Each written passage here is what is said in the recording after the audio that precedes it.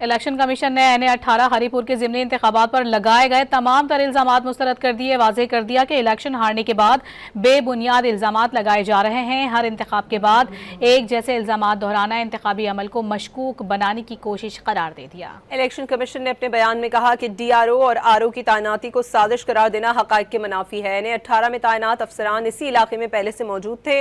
Presiding officers मुकम्मल तौर पर सूबाई इंतजामिया ने फराहम किए थे। इलेक्शन कमीशन चाहता तो वफाकी इदारों के मुलाजमीन भी लगाए जा सकते थे। पोलिंग डे तक किसी सियासी जमात ने तैनातियों पर एतराज़ नहीं किया, लेकिन इलेक्शन हारने के बाद बेबुनियाद इल्जामात लगाए जा रहे हैं। तर्जुमान इलेक्शन कमीशन के मुताबिक फॉर्म 45 पहले से तैयार होने का इल्ज़ाम गलत और गुमराह कुन है।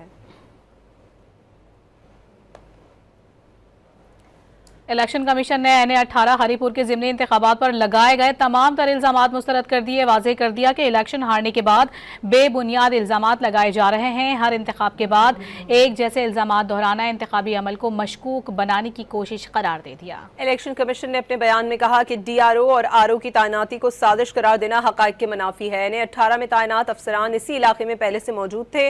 प्रिजाइडिंग ऑफिसर्स मुकम्मल तौर पर सूबाई इंतजामिया ने फराहम किए थे।